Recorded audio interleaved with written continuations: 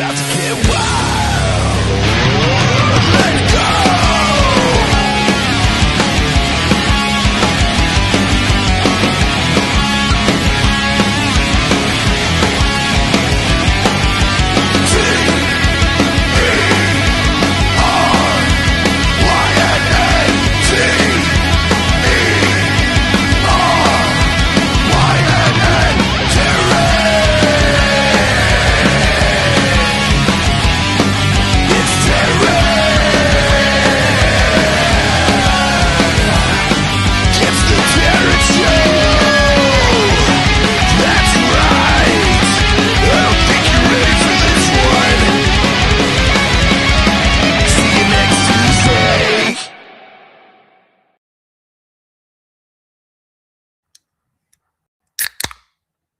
That is my favorite sound on a fucking Tuesday night. The sound of some liquor being opened, because I might have problems. Anyways, everybody, ladies and gentlemen, degenerates and dirtbags, welcome back to the Terynn Show for another very, very special episode.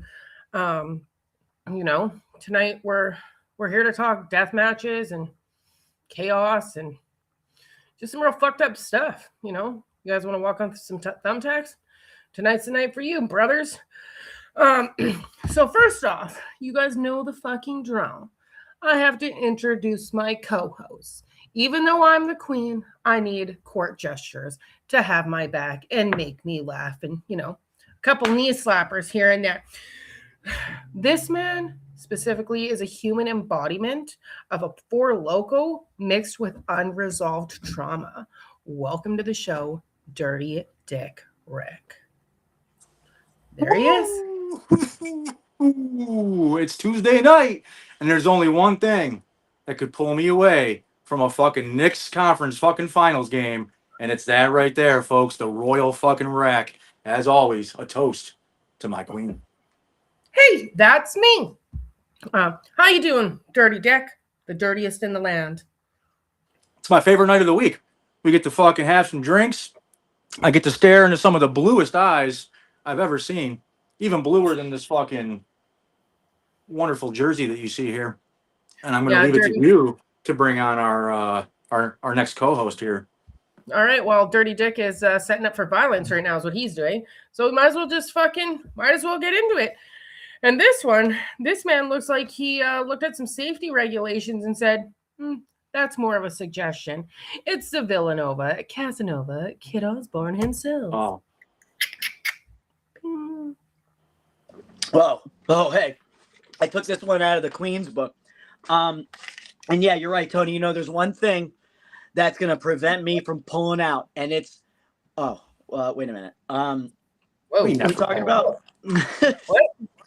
I'm fucking excited about this one, mainly because I get to finally have a friend on here, a new friend, but who does, the same stupid shit that I do. Probably does it better. I don't know. But from what we were already talking about before the show, and I can't wait for us to get into it, that Dirty Dick had brought it to my attention. And I'm kind of like side-eye watching it now. And if you see me throw up, well, you'll know I got to the part. So anyway. Well, let me take that opportunity to this guy. I was watching a couple of his matches earlier, and I don't know how this fucking man. I'll tell you one thing: if he ever has kids, it's a fucking miracle, and we're gonna get into that in a little bit. Why? But this guy makes me cringe left and right. He's got a name that makes you sound like we're going back to the future, but the truth is, he's a fucking up and coming big name of the present in deathmatch and wrestling. Ladies and gentlemen, we got Marty to fly. Woo! What up? Jesus. All right, Marty. Things first. Crazy motherfucker. Let's just get into it. Are you actually okay? Like mentally? Because every fucking clip that I've seen, it looks like you're trying to fight construction equipment. All right? Are you okay? Oh my God. Do you blink twice if you need? What's crazy is everyone asks me that. They're like, bro, how do you do this? How do you why do you do this? And I'm just like, bro, I'm having fun here, and I don't really feel it. And I think that's what makes everyone crazy, dude. There might be something wrong with you. It's when they see the scars, man. You know. God, yeah. Like, so, my introduction to you was Teryn telling me about and even just saying this out loud, man. Like, I don't know what the fuck is wrong with you, but a barefoot thumbtack match, and anybody that knows me knows I got a fucking thing with, like, I don't like feet, man. Like, feet fucking freak me the fuck out. I don't like them. The thought of fucking thumbtacks going into your bare feet makes me want to fucking vomit. That's not what you told me when we were. Never mind. That's a different time, different story. That's for the after party. But brother, I don't know how you would even do something. Like, who comes up with an idea like that? Trust me, hey, you know, I just got booked for this show, and Dark Sheik was like, "Hey, barefoot thumbtack match against Funny Bone," and I was like, "Sure, why not?" And then I'm just like, "Oh, I haven't done this before. Oh well." I don't know if anybody has. So I'm just like, I'll give it a go, barefoot. I mean, the only other person I know that does that and like loves it is like Jimmy Chando, you know, and you know, like just even bring him up. Like the last time I saw him was him and I had a match together, and he was like, his goal was to throw a whole box of these old Playboys at me, and then I talked him out of it because I was looking up the prices of them. Yeah, don't ruin those. Yeah. And I talked him into like, no, man, I don't think you should do that. And then, you know, and obviously we do the, you know, he does his, like it I'd rather land on 1,000,000 tacks than one. That's what everybody was telling me. Just one. That's what everybody was telling me. They're like, hey, if you make sure they're all bunched together more than, because it hurts more when they're all separate. And I'm like, okay. And then we didn't have that much tack, so I'm just like, whoa. I was like, I'll see how this feels. But I didn't really much feel it. Once he planted me feet first onto the mat with the tacks, I didn't really feel it. I saw them.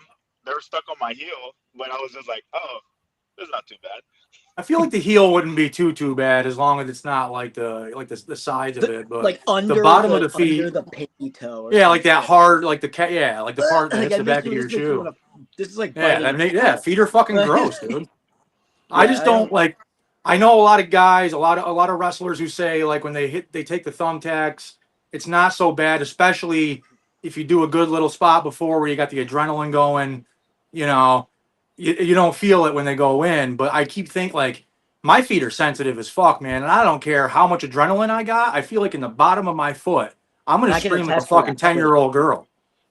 Dude, walking after the match, once I rolled out the ring, I was like, all right, I got to walk on my tippy toes. So I was walking on my tippy toes. And once they were still in your foot, right? They were still on my heel. And once I got to the back, everyone was just like checking up on me, like, oh my God, like, how'd you do that? Why? It wasn't so bad. And everyone was like, you're crazy. And I was like, oh. I was like, okay. And then I just started taking them out of my foot. I forgot who helped me. Somebody took them out of my foot too. And then, there was some stuck on my ass and on my back.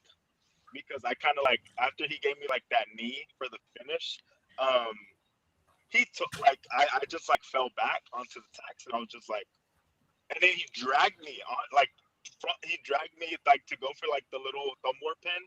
He dragged me out of the tacks, so like I had to go through like my back, and my ass had all these tacks. Yeah, that's worse than a foot bump. Yeah.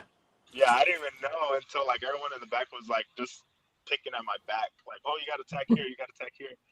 And it's something I don't think a lot of people think about is like you see these matches with the tacks and they do the obvious, you know, the big spot in it, but then you don't realize afterwards. You watch some of the shit back and you see them rolling around. It's not even a fucking highlighted spot, but they accidentally roll over some during a pinfall, or fucking you can see their hands go into them during a different bump, you know, and it's like, holy, you don't even think about that shit, man.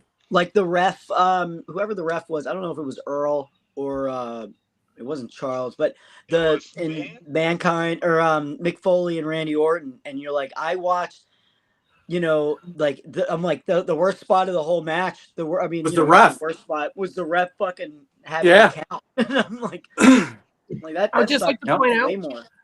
That was Backlash 2004, April 18th at Rexall Place in Edmonton. Okay. Did you have that like we weren't discussing this before? How do you remember that? Well, she's a big Orton fan. Yeah. And also, that was during her big Orton days. I'm still in my big Orton days, number one. So let's get that straight right now. But B, that was in Edmonton, Alberta. All right. Yeah, that too. That was the first fucking pay-per-view that was there that I really wanted to go to, and they wouldn't let me go because little girls don't go to wrestling shows. Okay. I was 13 and I really wanted to go, and they wouldn't fucking let me. All right. And that's the match that like pretty much catapulted Orton too. So that's pretty Yeah. Dude, yeah. The way he rolled out the ring and then he ran to the back just to get like his tacks out of his hand. He was just like so freaked out about it. He was all like fucking contorted and shit too. Oh my god. I don't know, bro. So it's crazy. I just rewatched that match the other day and I'm like, okay, the match is over because like he threw Orton over the like off the stage or whatever. And I'm like, okay, the match is over. Mick Foley goes for like a splash, right? And the match still going on. I thought the match was over, but he goes for like a splash off the stage onto Orton. And I was just like, bro, what? It just it's the definition of doing too much. Dude, was Mick Foley. He is like doing too much personified. You already got the crowd, dude. You're in the like the Midwest. Like, all you have to do is call them like pig fuckers and you got him. And he's like, no, I'm gonna just light myself on fire. I'm gonna jump. I'm gonna get thrown off a roof of a hell in a cell. No. Well, kudos to you for taking something what I think is a first. I've never heard of anybody taking thumbtacks to the feet. So if that's the first time, man, like, that's. I don't know if it's even gonna ever be. I can see a lot of guys being like, nah, I ain't doing that. That's fuck that shit. Yeah, I don't know that fire and. Yeah, I don't know what they expect. I don't know if Sheik expected me to be like, kind of like, nah. She kind of was just like, I know she told me after the match, she was like, oh, you actually did it. I was like, yeah, really? Like, I'm down for whatever. I don't care. Fair enough. Like that, I don't know. The famous last words. So, yeah. All right. Well, so obviously you built a reputation for being fearless and completely willing to fucking do anything and push the limits. Was deathmatch wrestling always in the cards, or did you just stumble into this? No. So to give you a little bit of lore, I did. So I started training when I first started training. Started training at Row with Booker T at Reality Wrestling, and I was just big. At first, I was big anti-deathmatch. I kind of thought that it was like dumb. I was like, oh, that's dangerous. Why do they do that? Whatever, right? And then pretty much fast forward like a year or two, I started going to like the independent shows that run in Houston and stuff, and they would do death matches. And then just me, like pretty much like before then, I would judge it before even like actually going and seeing the stuff or watching it. It took me to go to I think it was like Circle 6 on local wrestling. They had like death matches, and I was like, bruh. I was like, just the energy and the feel and all, like just the brutality of like the weapons and stuff. And I was like, okay, this is pretty cool. Like I should, it was deathmatch wrestling wasn't really. Oh, it wasn't like in like I never thought I would be doing it. But here we are. I'm doing it, and I'm just like, and it's cool. It's fun. It's a great experience. I sound crazy right now, but out here doing it. But yeah, like it was just kind of like starting off with light tubes and then going on to gutsits, going on to. It was always something different.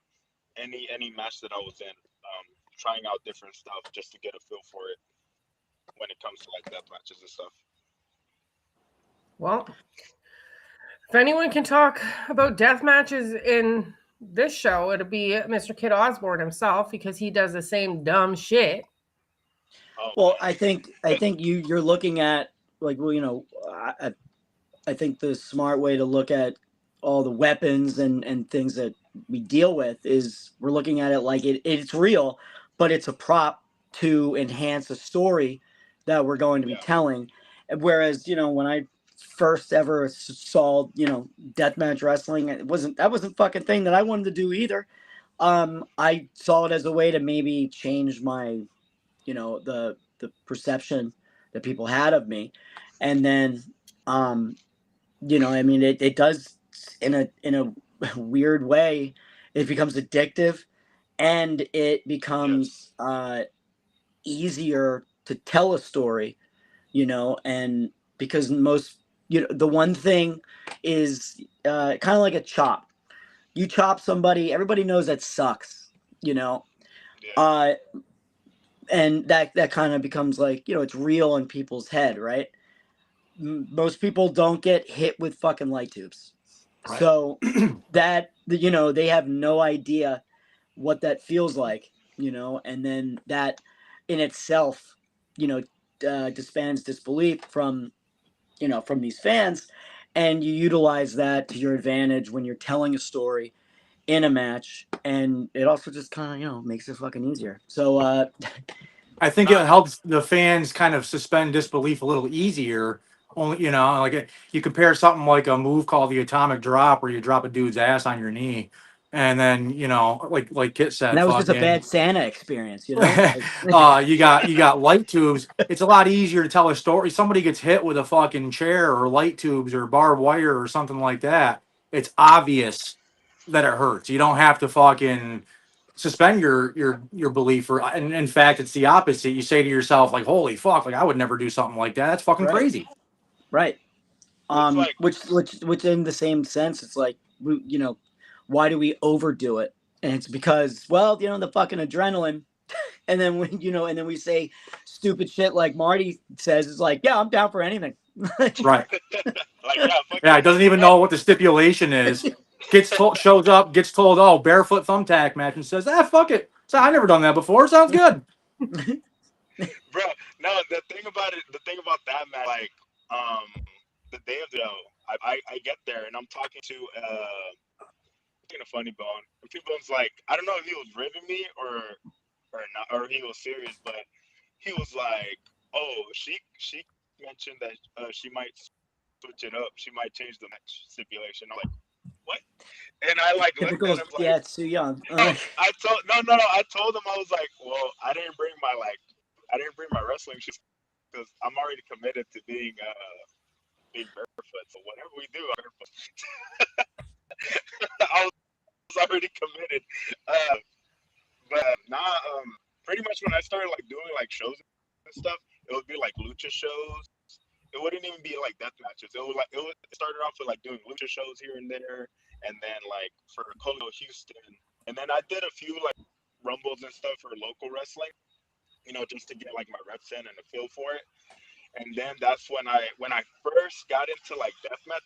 Deathmatch was like the deathmatch scramble, no ring show, and it was like the beginning of last year. And I got like a feel for it, and it just gave me that itch. I was like, man, I want to keep doing this. But I don't know if y'all saw the match with me. It was last year, a little bit over a year ago. Last year in May, I had my first like full blown death match with Primo. He's another like Houston independent wrestler.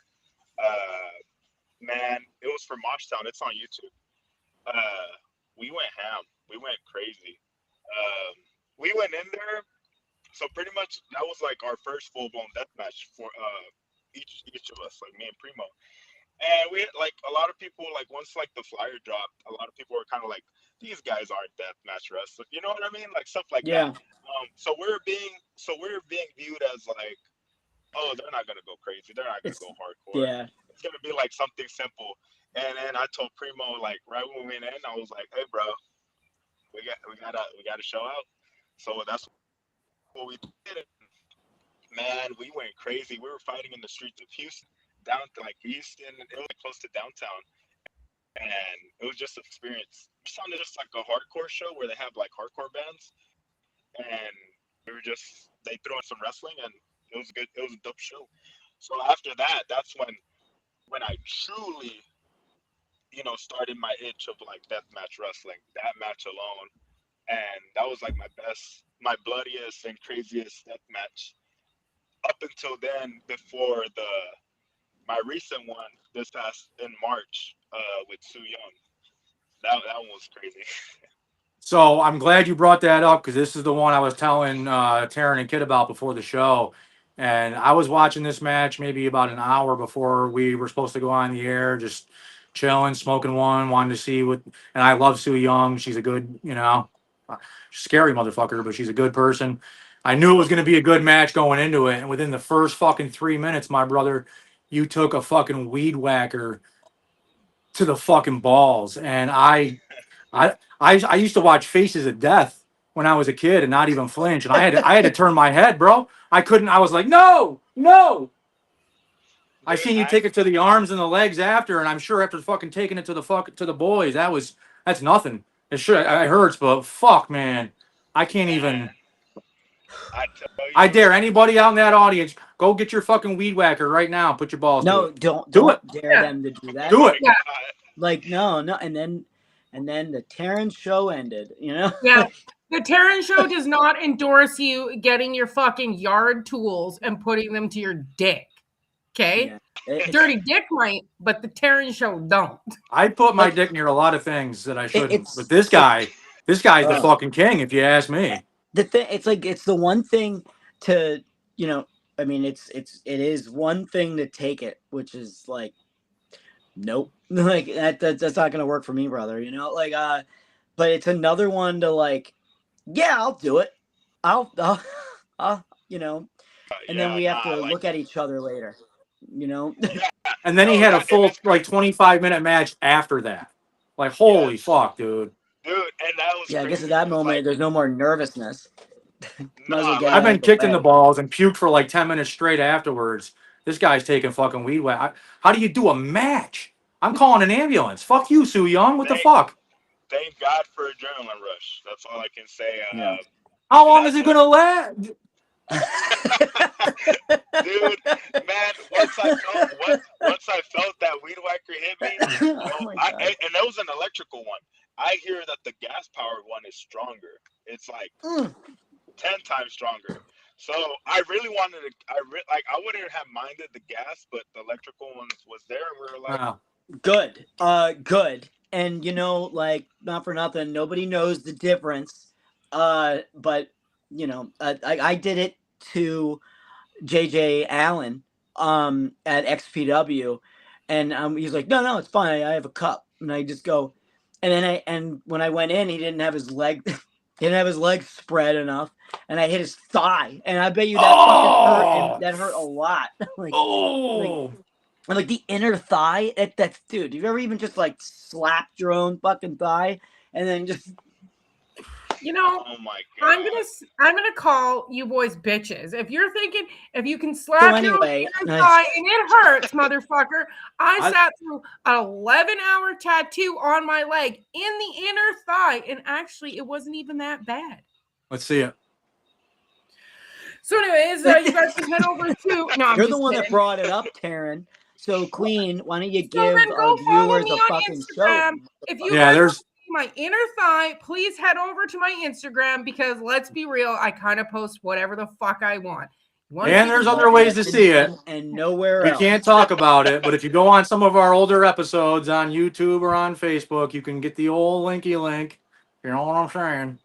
Hit me up. I got you.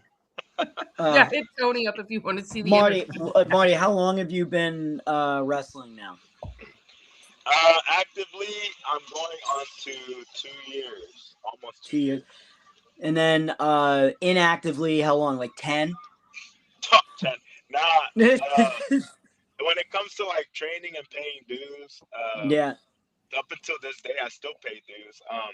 Like 3 years before that, but it was like I was never like rushing. Like, yeah, I wanted to like be in the ring and like do my stuff and like actually like wrestle and stuff. But at the same time too, I was still trying to find my character and still trying to like Right. develop what I wanted to be, what I wanted to do. Um, and I feel like I met a lot of cool people along the way, even when I was like training, paying dues, whatever. Because with me, it's all about making like connections and stuff, and Right.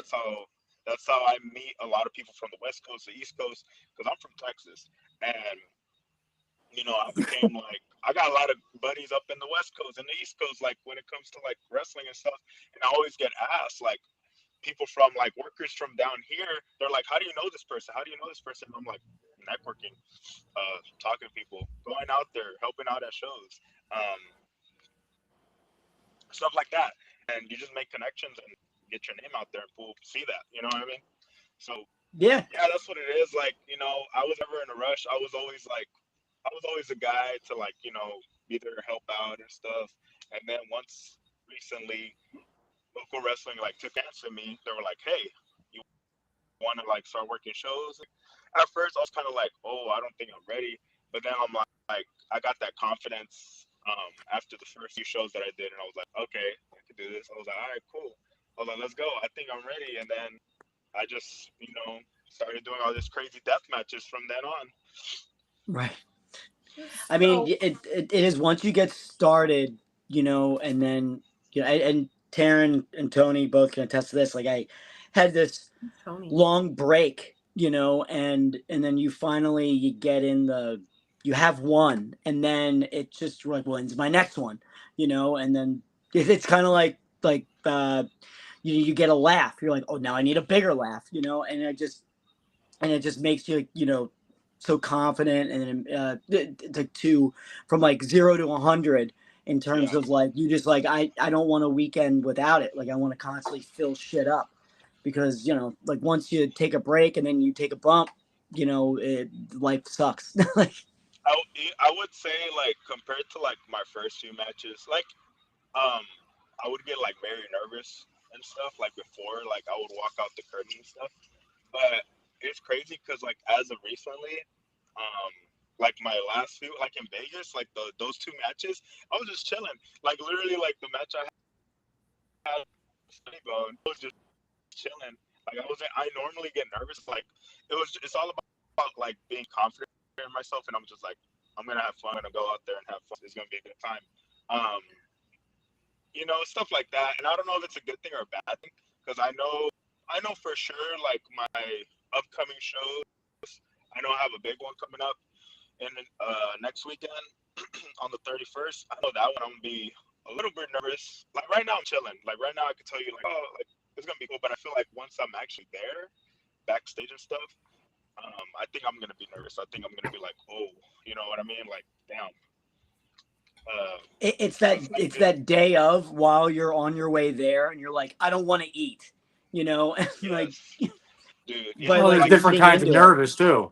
There's scared nervous. There's like the day before, performance you're, like, nervous. the most There's confident, That's once you get past the scared nervous, I think it's like still okay to get nervous, but then it's more of like it's you're amped up. You're fucking, it's not really a bad. There's definitely good nervous levels. Yeah. And then once you go through the curtain, it like just wipes off, or like that first like hit that you take, and you're like, oh, all right, I'm good. No, yeah, for sure. Once I go through the curtain, like whenever if I ever feel nervous and stuff, once I go through the curtain, I'm like, I'm chilling. Because the last time I felt like kind of nervous was November it was like Local Wrestling and X Brand, a collab show. We had like a deathmatch scramble, and it was me, Shockey, Nico Gray, Mickey Vargas, this guy from San Antonio, Insane, and I'm pretty sure y'all know this upcoming. Well, he's already like up there. Nino Extremo. That was like one of his like first few matches in that deathmatch scramble. I don't know, but yeah, man, that match we went crazy. Like we were all nervous because we were like, it was like a big show at the time. Like it's still, going back to it, it's a big show. Like it was amazing. Also Christian Star was in there. Christian Star from Canada. He was in that match. He was in that deathmatch scramble. We were all nervous. But once I went through that curtain and I freaking had my Four Loko, I don't know if y'all saw clips. Yeah, I don't know how you drink that. That's the most hardcore thing about you, is that you drink it and don't spit it out. You actually swallow it. Yeah, everyone knows I love a good fucking drinky poo or two, maybe 19. It doesn't matter. It doesn't matter the count. Like, but when I'm in the States, I don't fuck with Four Locos anymore. Oh, I drove from North Carolina to Atlanta one time, and we're like, yeah, let's get some fucking Four Locos, bro. So I'm just like cranking them back. We get to oh god, wherever Covington, Georgia, because I wanted to go see the Vampire Diaries filming locations and stuff. By the time we get there, like I go see some locations, and then we go to the Mystic Grill, and I'm like, oh my god, I need to get a blood bag and drink a blood bag like I'm a vampire. coolest drink ever.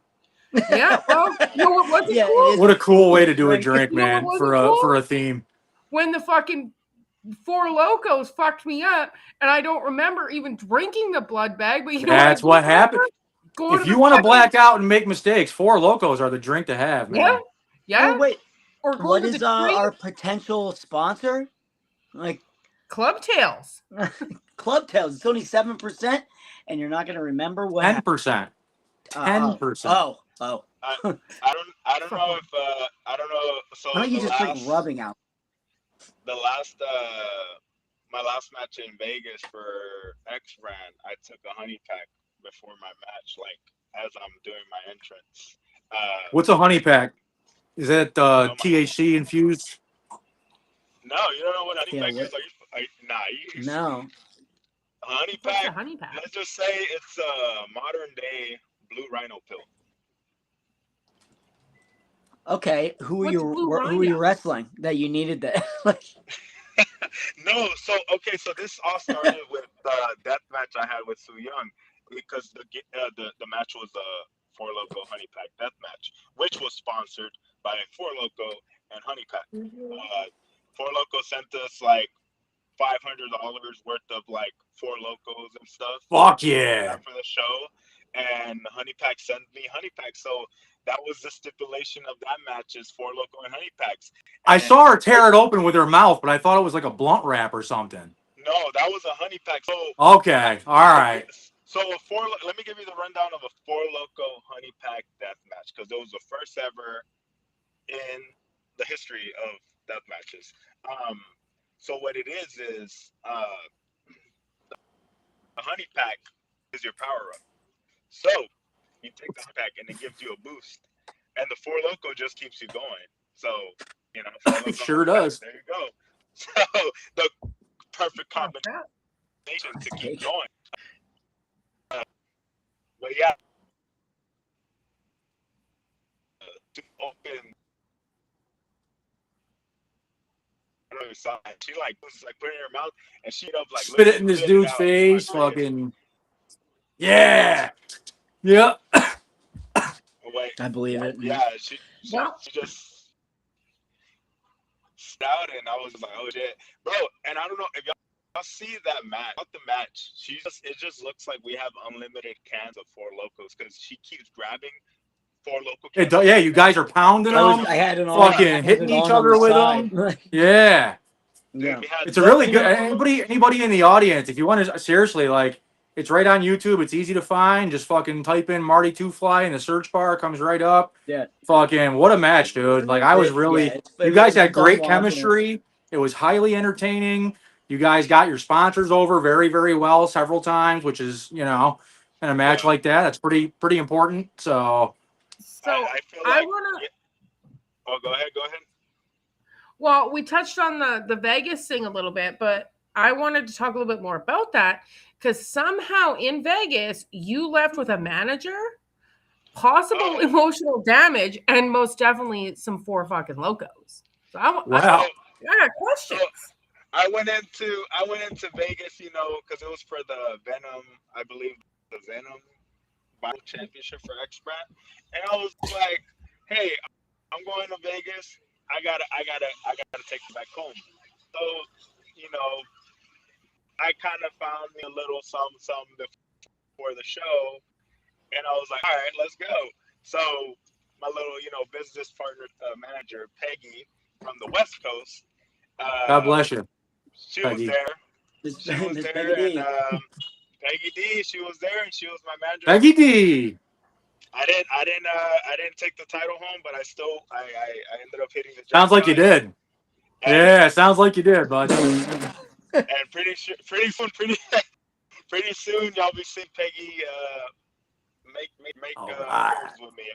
with me for future shows and future dates.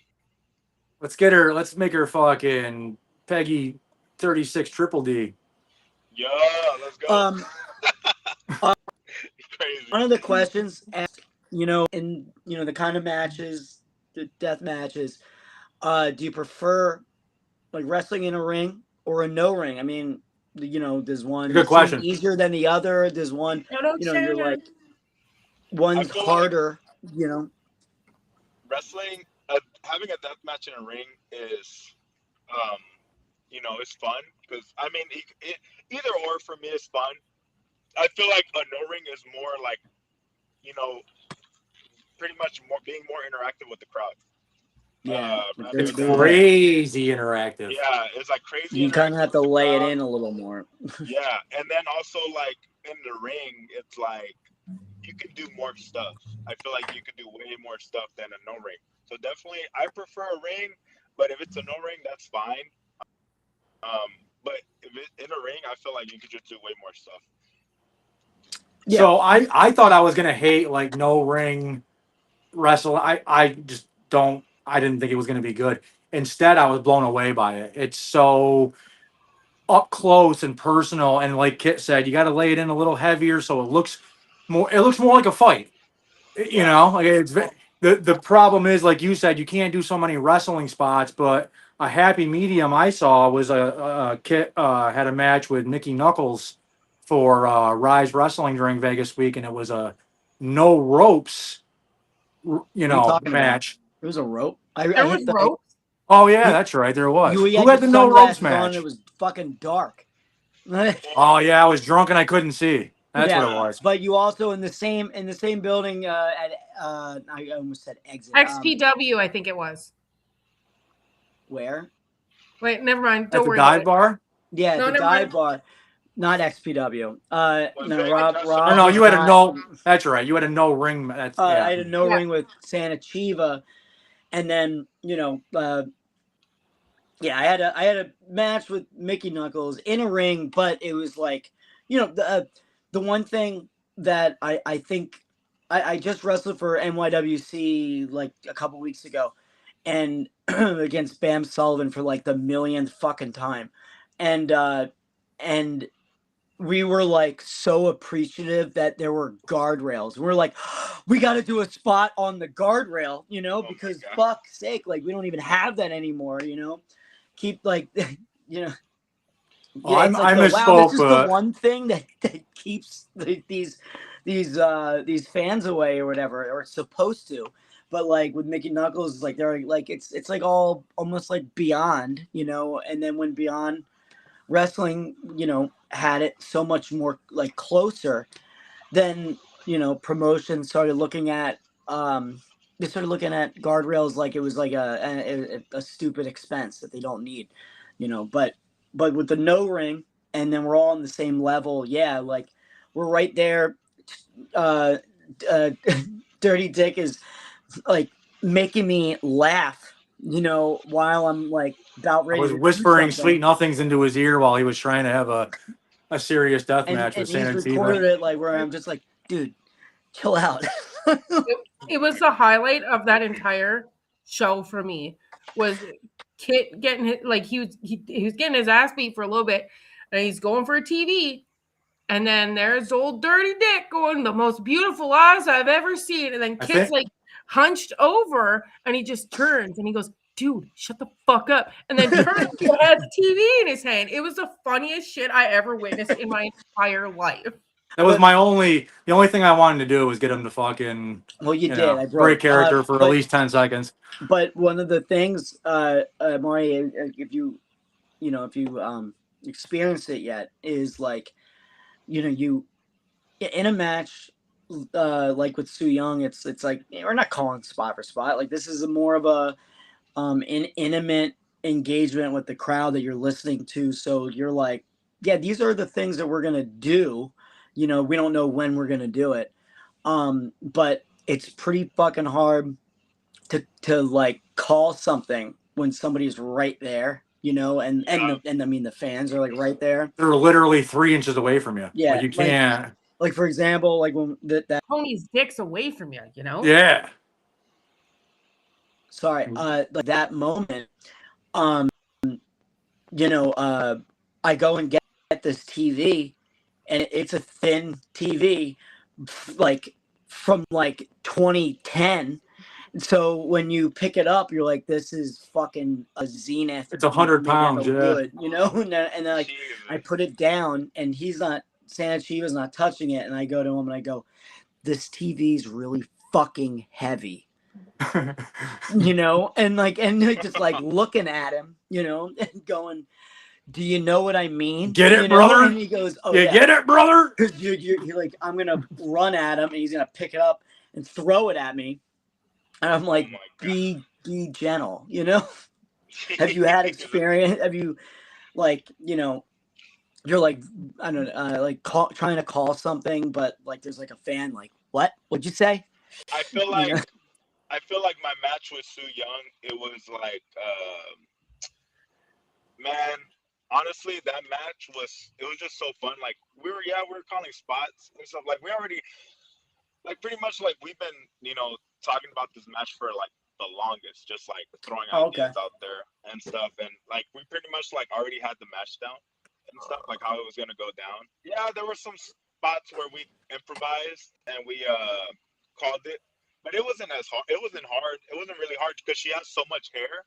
So she like sometimes when she would talk to me, she'll like cover her face with her hair. Yeah. And she'll like it's easier for like her because she has so much hair. But even like it was easy for me too because she would like come to me and like her hair would block my face too, and it was just easy for us to like communicate throughout the match because the hair kind of covers it. You know what I mean? Yeah. Yeah, and then not for nothing, like Su Yung fucking rules. You know? Oh, she's fucking so fantastic, dude. No, for sure. Yeah, even like she was like after the match, she was like, man, she loved it. She was like, I had fun. Even she was trying to have me break his bro. She was trying to have me break character during the match. She kept like whispering. I believe it. Random to my ear. And the one thing that like got me, which was an awesome experience, was after like she freaking busted me open outside. We're going back inside for the finish, and she's like, "I'm having so much fun," and I was like, "Oh my god, yeah!" And I told her, I was like, "I'm sure you are. You're beating my ass." That's what I told her. Oh yeah, she fucking whooped up on you, bro. Whooped up on you. So, although you did, dude, some of the, like you laid in some good chops. You got in some good spots on her. It was a pretty. You made good use of the environment of the venue. Yes, I feel like we could have done more, but I feel like what we did was enough. That's awesome. That's awesome. I do have to touch base on this comment coming from Jamal live over on YouTube. We don't need to. Speaking about breaking character and having asses beat, Kit should be used to smashing TVs. He's a Cowboys fan. Jamal, let me get that Knicks update real quick too. There's like technical difficulties. I didn't hear any of that bullshit. Oh my god. Anywho, I do actually want to touch base. So you are a part of the Young Pillars movement coming out of Texas right now. The whole scene feels super chaotic and in the best way possible. What's it like being a part of that group and seeing deathmatch wrestling evolving again? So what it is was, wait, is my audio a little loud? This way over here. No, you're good, dude. Yeah, I think you're good. We do what we want. So what it is like, man, the way Young Pillars started, it's let me put this out there because there's some people in the Texas scene that aren't too fond of us calling ourselves the Young Pillars. But fuck them.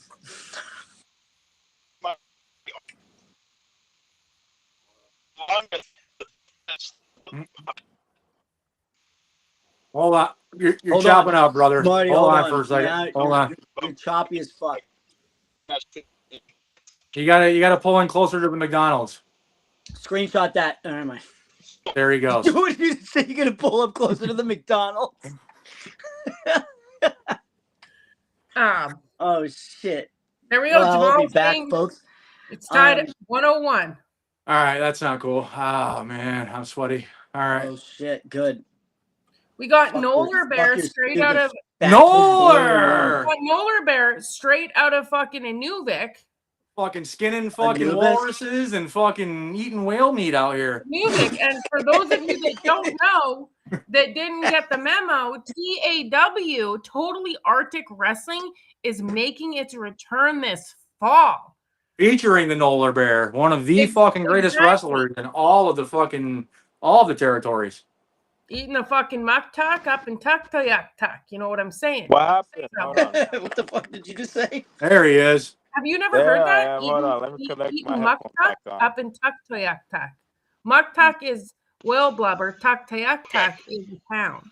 Yeah. So Can you anyway, hear me? Marty, go back to what you were talking about. So the with young- Go ahead, the young pillars. So the young pillars. Yeah. So the young pillars of Texas Death. It was pretty much like, man, like me, Nino Extremo, Mickey Vargas, and Primo Cut. We pretty much like we were viewed as like these new up and comers, right, of Texas, but we weren't taken serious. So we were like, all right, we're gonna go out there and show them. You know what I mean? Like, because anyone can hop online and be like, oh yeah, I'm deathmatch. I do this, I do that. The thing about the young pillars were they're just the nickname of the young pillars of Texas Death. It was a moniker given to us by the deathmatch community, because they saw what we do, they saw what we're about, they saw that we're hungry, and man, the young pillars started like in November, and just for us to skyrocket, just for Nino Extremo to skyrocket. I don't know if y'all seen that he's been doing GCW shows and stuff and like representing the young pillars. Like that's amazing to see. But not only that, it's like we have, our CZW debut for May 31st in New Jersey. So I think that's pretty cool. It's like for them to see like, all right, like this group of young guys, like let's see what we see what they're doing, let's see what they're about, just like being recognized by like not only that, but being recognized by like deathmatch legends too. It's like seeing what we're doing, seeing that they fuck with it, they love it. They bring like the one thing that like I know Soo Young told me this. She was like, the thing I like about the young pillars is that it gives me that old school like CZW vibe. Like y'all are fucking crazy. Like y'all don't like y'all go balls to the wall every show that you're on. And like, honestly, that's what CZW needs because they kind of I was really hoping I'm not gonna touch base on this. Just kick it's a tough topic for right. And not only that, it's like just as a whole, like I feel like no heat, no shade to like the current deathmatch wrestlers out there, but I feel like it's just the same people over and over again. So it's like we need more like new faces, new people, to like go out there and make new like it's a lot. Yeah, like a lot of these matches get repetitive, and a lot of guys depending way too much on doors and shaping light bulbs into different shapes. Yeah, but you touched upon it earlier, like in your first death match. You're like, and I was gonna comment on it. Is that you're like, you're already self-aware that you're gonna be judged. Nobody's gonna fucking like it for the sake of just it being, not who they normally see and shit like that. And you're like, no, we gotta fucking phone it in. Or not phone it. We cannot just phone it in. Like we need to fucking, go above and beyond with this shit, because they're gonna shit all over us for what, because we only do the basic stuff, and that's the mindset that I think any wrestler in any category needs to do. Just because you get the opportunity, you also it's kind of like carrying a title. You know, we're trusting you with, you know, holding our product, you know, and we believe that you're not gonna fucking drop it, you know. And at CZW, I think, you know, I have my opinions about that fat fuck Everybody's DJ got their Hyde, opinions but about CCW. you know, but and we can talk about that on our own little sub, or maybe we can make a whole After party about it, where it could just be an entire rant by Kit. But regardless, there are, like, I went to a show, about a year ago, and it was at that brewery, and you know, there's a lot of talented guys there, and you can't fault, you know, the shittiness of one person to, you know,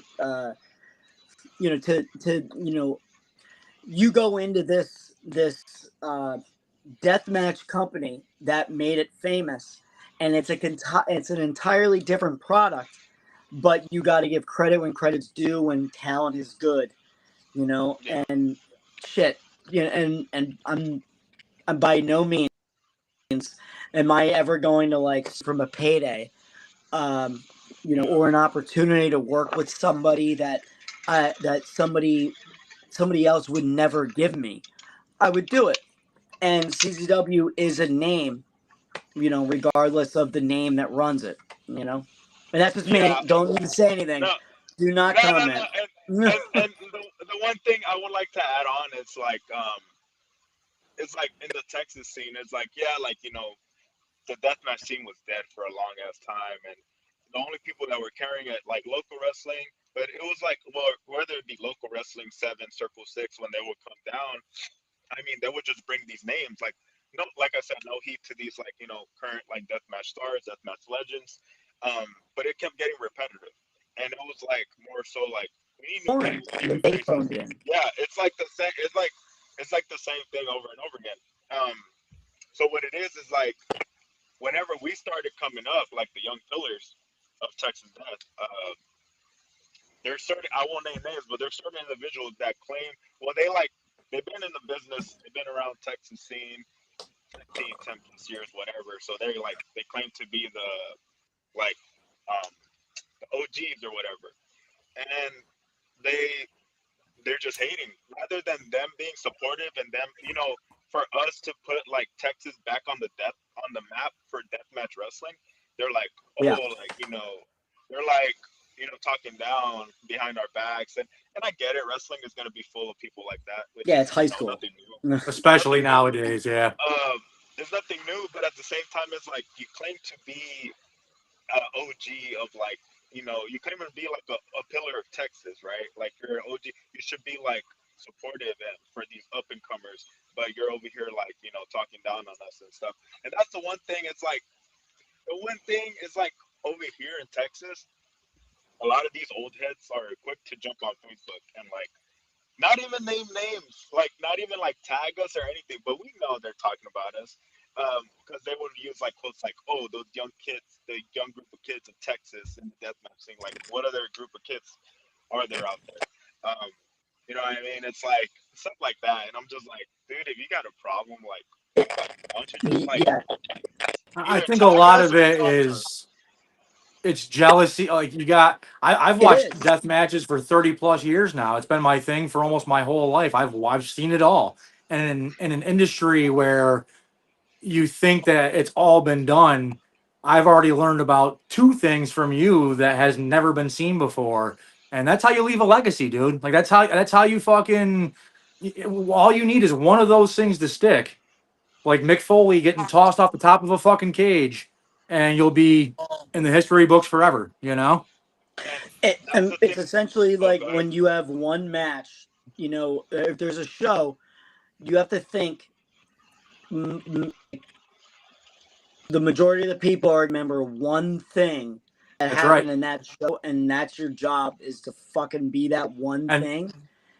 And you keep it to yourself, you know, and you don't fucking tell any of the old heads that, because, you know, but the barefoot thumbtack guy, the weed whacker to the nuts guy, that's the guy. You know what I mean? Like, that's it's either that, or, like, you know, oh wow, I'm on the same show as King Kong Bundy or something like that, and you're like, Right.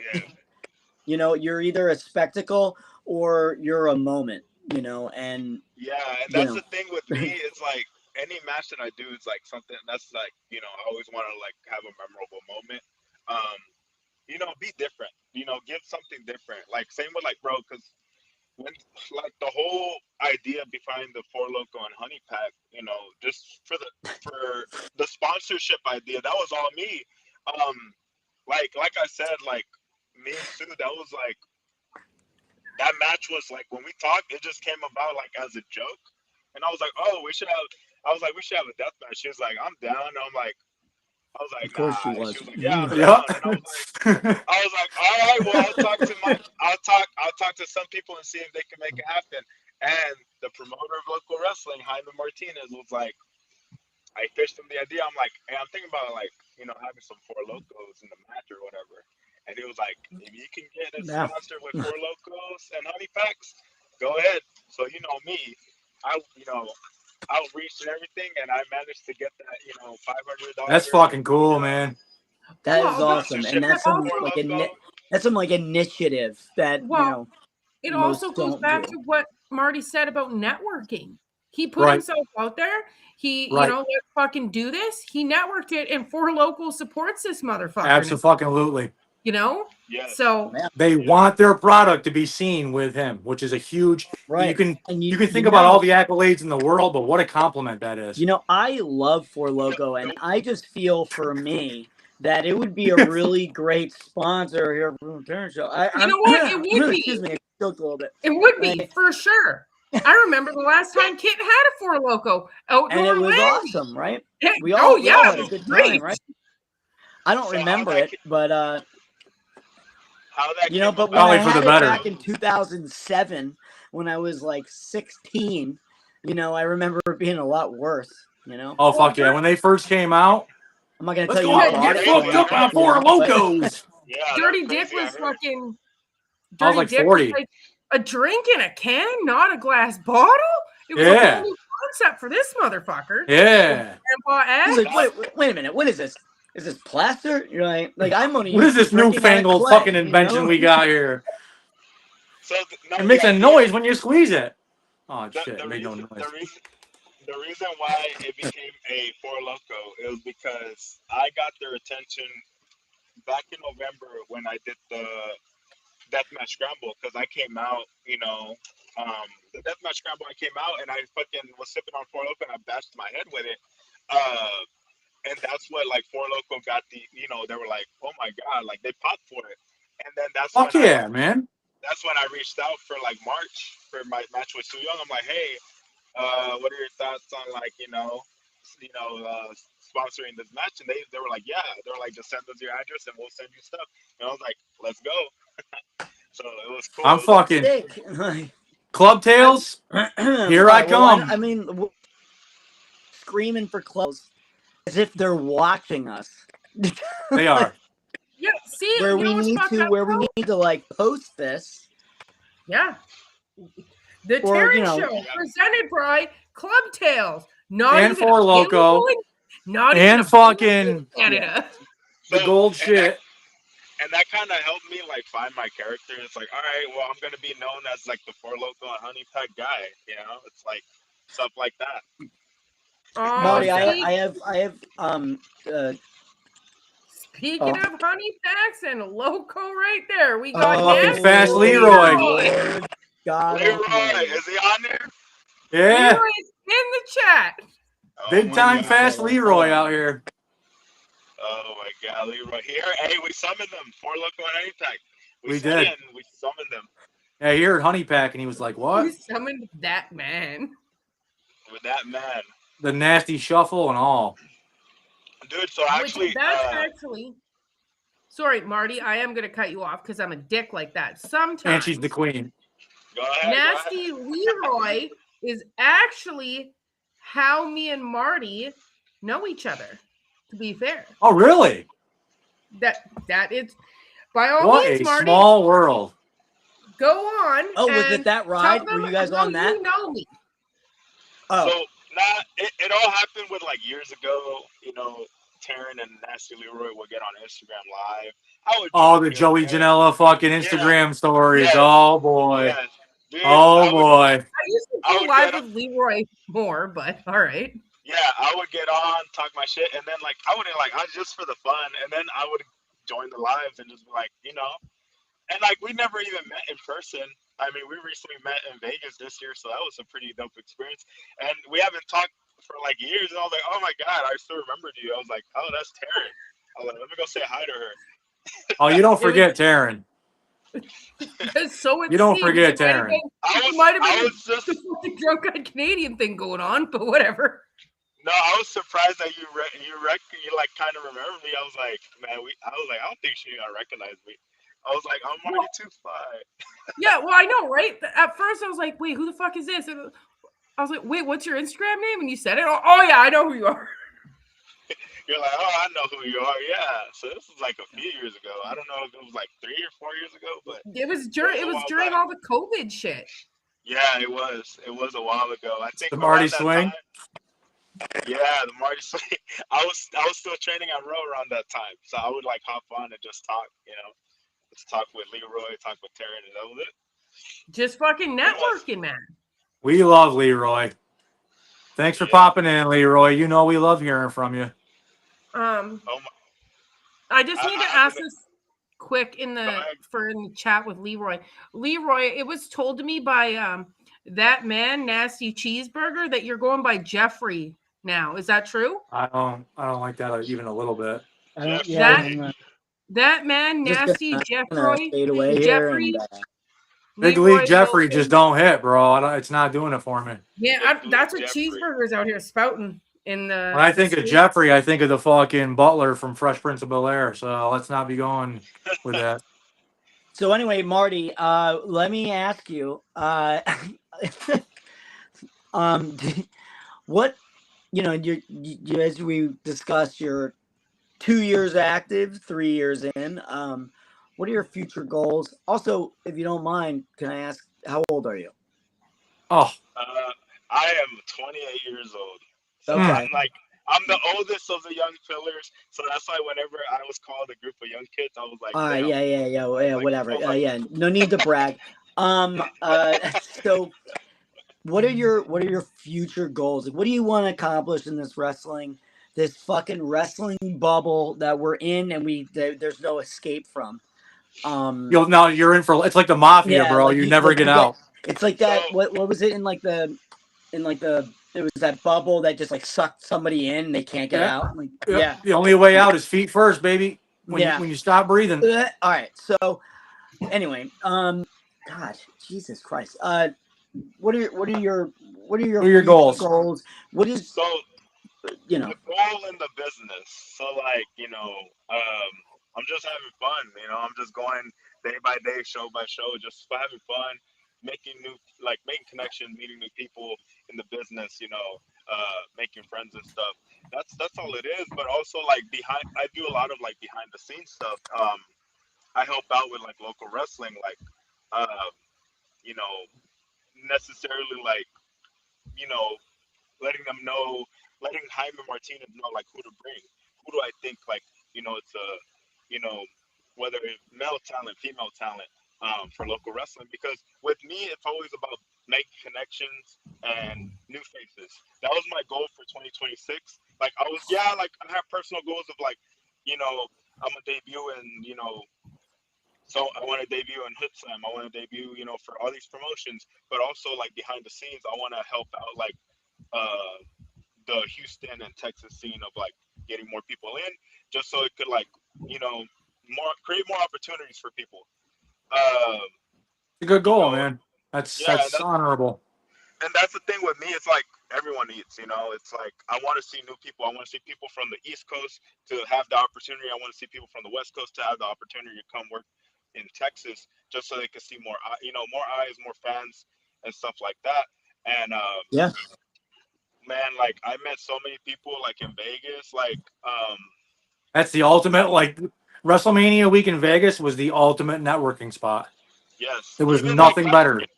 Even last year's WrestleMania, I wasn't booked for any show, but I still went out there and I was like helping out. Oh, for, like, fuck yeah. Doesn't matter if you're several booked or not. sales, You yeah. go out, yeah. You never know, man.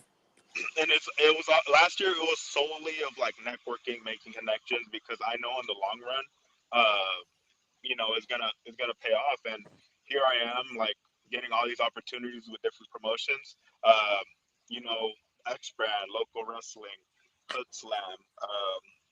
Was now the CZW coming up. Um, it's just like stuff like that. It's like it's So there crazy. was something I wanted to actually kind of touch upon real quick with you, and that's the fact that you mentioned that you didn't really want to get into death. You thought it was corny as fuck and didn't even like it, the death match wrestling. And you also said that you put in like 3 good years of putting in your dues, which to most people out there, they don't realize that means setting up the ring, doing the reps, fucking running the ropes, fucking all the boring shit it actually takes to become a wrestler. Yeah. And a lot of people equate death match wrestling with no talent, can't wrestle.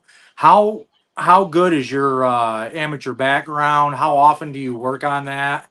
And is it something that even being a deathmatch guy now, is it something that you still continue to expand upon? Yeah. So man, when it comes to like training and getting like my reps in the ring, I always like to venture out, especially when I'm like out of town for like shows and stuff. I always like to like check out different places.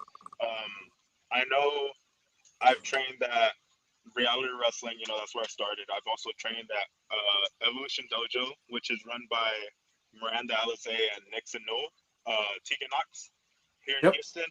Um, Same with them. Build a good connection with them, and just like working with them with their shows and stuff. But also like recently, I went to Flatbacks back in February, um, and the training was ran by Tyler Breeze, and it was like a great experience. The dude's awesome. His training was very like disciplined, and it was very cool. Like I enjoyed it, and pretty much like he popped for the name. Like he was asking me questions like, oh, like how long you've been working. What's your name? What's your gimmick? All this and that. And I gave him like a little rundown, and he liked the name. He was like, oh yeah, Marty Two Fly. He's like, yeah, that's very catchy. It And sticks. Yeah, definitely is yeah, something you remember. and the one thing that he was kind of like iffy was whenever I told him that I do death matches, he was kind of like, oh. But I was like, and he was like, yeah. He was like, that's not for me. But then when he saw me like training with like his students and like there were some big names there training with us, like just like doing reps and locking up and all this and that, like just wrestling. Uh, he was like, yeah, man, like if you're ever back in town, like feel free to like come stop by and like come like swing by and like train with us. And I'm like, and that's just like an awesome A experience of big like, compliment, man. yeah, like stuff like that. And even then, while I was out there, like all of the students that were already like, I met like people that were like, there was people from like AEW and like all these big companies training with us, and just like talking to them and getting to like pick their brain a little bit, like even with Tyler Breeze, like just talking to us about a lot of stuff about the business and everything. It's like it was cool. And anytime I go out of town, I try to like go train with like a new place, just so I can like learn from different people. Hell But yeah. when it comes and like same with like yeah, people see you as deathmatch wrestlers of like, oh yeah, they can't wrestle, that's why they do it. And It's it's a like huge perspective for some reason, and I feel like a lot of those guys, yeah, you get stuck in the repetition of doing the weapon spots and shit like that. But you look at history, man, and some of those deathmatch guys are some of the best amateur wrestlers, professional wrestlers of all time. Yeah, but it's a wrestling world, and you have to think like fucking old pieces Perspective of shit. is, yeah, Old yep, pieces of shit like Jim Cornette getting into people's head. yeah. Oh, match wrestling isn't and, real wrestling. and Okay. I I'm gonna think tell you they put you in like this fucking like narrow. They think there's a ceiling to it. You can only go so far. and touching on that topic, it's like once my match versus Su Young got announced, she didn't tell me who, but apparently it was someone from the Texas scene was like pretty much she took it as disrespect because they had she took it as disrespect because the person that messaged her didn't have the amount of experience as she does. So he like pretty much he or she whatever was like, oh, I don't think this would be a good idea to work a match with Marty 2 Fly, blah, blah, blah. And Sue's response to that was like, hey, I've been in the business for over 15 years. It was my decision. Like, I know what I'm doing, and I feel like it's going to be a fun match. She pretty much took it as disrespect, as like, how are you going to tell me what your 2 year, That's 2 year crazy. experience? Yeah, that's fucking fucked like, up, man. Very ballsy. And she didn't want to tell me like who it was, because she was like, there's no reason to. It's like, we're just going out there Yeah, and she's gonna create drama. We're going to have a banger match, and we're going to like shut them up. And I was like, all right, cool. And that was what it is. It's like we had our match, and it just created all these opportunities for me. And I think that was like, a good. Like, I'll never forget it. Yeah, I'll be telling people for fucking years about the guy that took the fucking weed whacker to his fucking piece, bro. Like I can't get over that. Dude, the I finish, can't. when I gave her that freaking gut wrench power bomb to the barbed wire. Oh my god. Yeah, there was, and that's I keep talking about the weed whacker spot because it's the one that stands out. But God, like people in the audience, you gotta watch this match. It's fucking 30 minutes of insanity. I've seen a lot of shit, and I'm telling you what, man, they put on a fucking clinic. It's pretty cool. Man, so much love and respect for Sue Young, dog. It was like Yeah, that match. she's really. It's crazy because whenever I was training at Row, like she would come down when she was signed with TNA, and whenever they would do the shows. So it was like a high and by situation. I would have never like I didn't really talk to her, but she knew of me. Like she knew like whenever like this match came about, she was like it was like a full circle moment for me, because I was like, dude, I would like see you at Row while I was training. Like you would do these shows, and now like I'm doing a show with you, so that's pretty like dope. You know what I mean? It's like a cool experience. Uh, but like yeah, for her to like after our match, for her to say like, you know, she pretty much like was giving me like all this positive feedback and stuff, and she straight up told me, she was like, bro, she was like, I'm gonna tell you right now, you're gonna get so many opportunities after this. And I was just like, I don't think so. And She would pat herself on the fucking back, like like. Yeah, it was one of those things where she was like, she was like, you're gonna start getting a lot of bookings now. And I was like, I don't think so. And long and She just behold, made herself seem like she was the biggest fucking star that ever existed. I can't wait to watch to fucking film this and send it to her on Snapchat. I think what we ought to do is get her on the show. Yeah, get her on the show next. I got a little connection with the PWO or my ladies. A little shout out to Lindsay Snow, Tara Zepp, and Sue Young, my special ladies over at the PW. One that the only one when we all we had New Fear City in New York, and then we had to go to Chicago, and we fly in, and it's like 7 a.m, and she's the only one that's like, I could go for a drink, and I go, me too, speaking my language. Yeah, man. And we're like the only ones at this bar, like waiting, like the return, like we landed already, and we're just waiting for our ride. And you know what? She sounds like my kind of lady. She's pretty fucking cool, man. Yeah. Teryn, if you ever get the chance, I would say Sue Young is pretty cool. Like her character, is pretty spooky, but like her outside of her character, she's like the coolest person. I don't want to like kill the character, but outside the character, she is the greatest mom I've maybe ever I know a lot of good moms. I can't say she's the greatest because the special one's close to my heart. But what a great lady! What a caring! I can't tell you enough what a great lady she is. Dirty Dick, I'm glad you brought that up, because what I wanted to mention is, you're so disturbed by the weed whacker and the dick, right? Fuck, dude. So I'm gonna issue an open challenge for you. If you do a weed whacker to the dick and thumbtacks, I will give you my firstborn child. Okay, let me think about it, and I'll get back to you. You got 24 hours. Yeah, 24 hours to get her done, Dirty Dick. When you have to get pregnant first. a child. You have to get pregnant first, and then I'll do it. It's like making a deal with the devil. You do this, and then when This I is going have off a fucking firstborn rails. child, it's yours. Haven't you guys ever seen this shit before?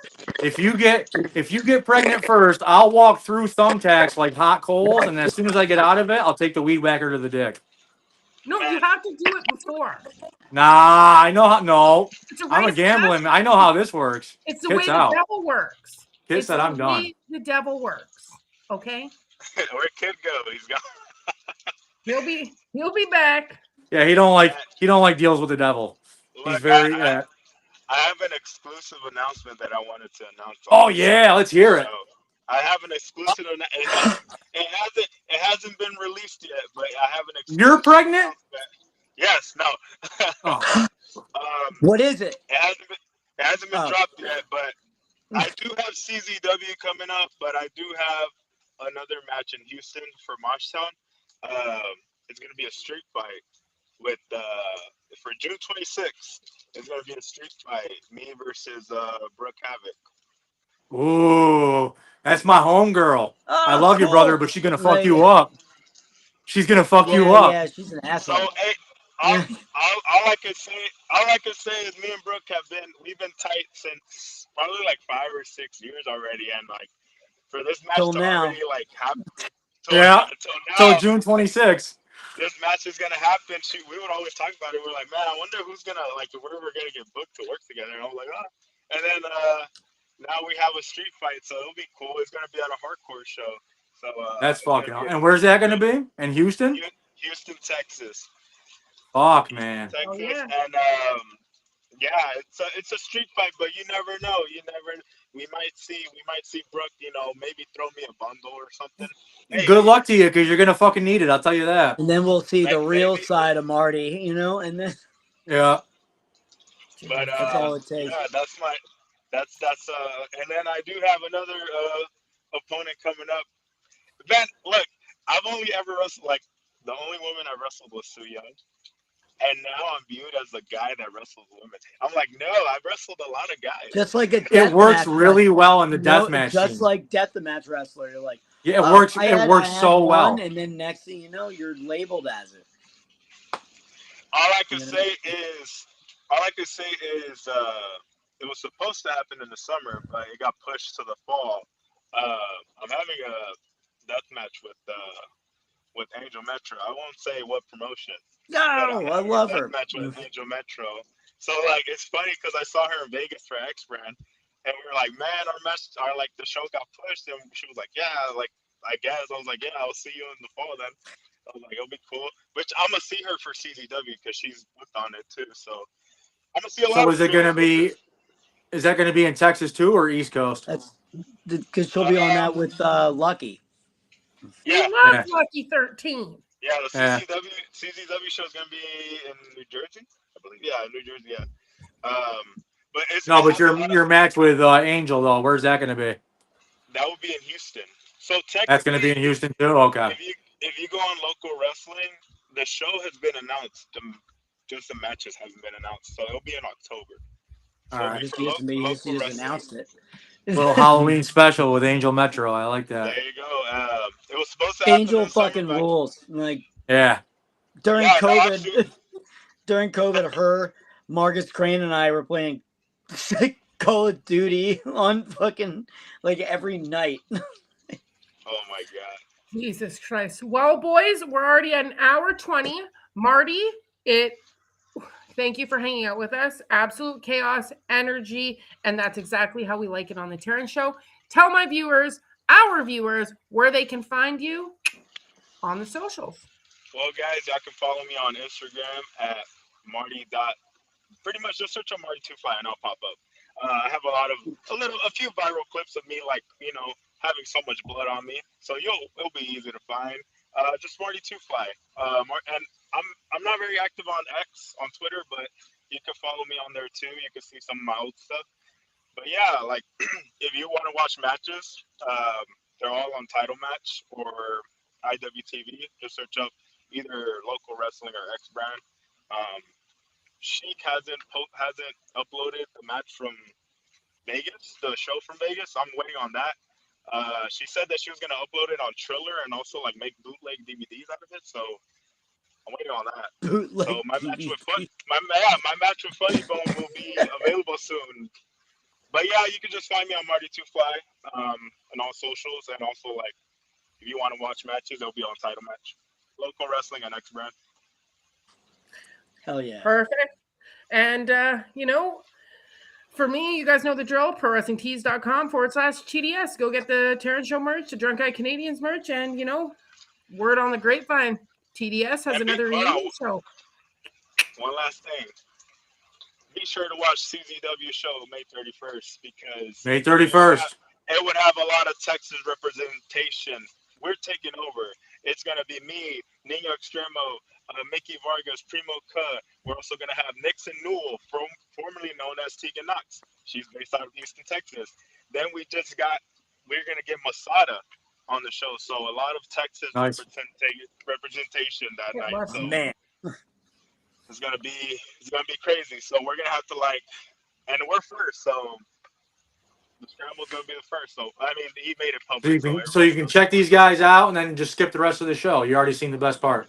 Yeah, you're exactly. gonna see the best part. The scramble's gonna be the best part. And if you want to watch me, in a pool of my own blood, May 31st, IWTV. Just cover up the boys this time, man. One up for the fucking young pillars. Well, it's not just one up. I'm bringing it back. I'm doing it now. Marty, you know exactly what I'm up to. The rules here on the Terynn Show is you count me down, and I gun this real quick. What? All right, Marty, you got to give her the 3-second countdown. 3. All right, ready? 3, 2, 1, go. Oh my God! I wish I was drinking on a Tuesday, but I'm not drinking. She's already gone, but yeah, your sentence wasn't even out of your mouth. That's fucking real. I don't understand how she does that. Like, it doesn't make any goddamn sense. What a fucking woman! She is a goddamn throat go. Wait. Whoa! Too far. Well, I appreciate. What are we talking about? On here. No, man. Thank you so much for so much. Yeah. In the meantime, go on. Hopefully, I get to see y'all, soon again. I got to meet y'all in Vegas, so hopefully, I get to meet. Whenever you're on the East Coast, man, hit us up. Me and Kid are right here. Him and I are, too I'm in close. New York and he's in Philly. We can get to Jersey real easy. Oh, you're in Philly? I'm landing in Philly May 30th, so. Well, looks like we're fucking gotta hang out now. Damn it. I'll meet you guys are brothers. Yeah, pick me up, I'll be right there at the airport, like, hop in. All right. Pick me up and we can go out for drinks. Hang out for we will. If I have enough notice, I could be out there too. But in the meantime and in between time, thank you so much, Marty, for joining the Terynn Show. We had a blast. We're bringing you back. You were fantastic. If you guys want to hit the after party, please hit me up in the DMs or Dirty Dick Rick, because we'll be partying all night talking absolute nonsense. And then we have, of course, our regular scheduled after show once this is off air, backstage.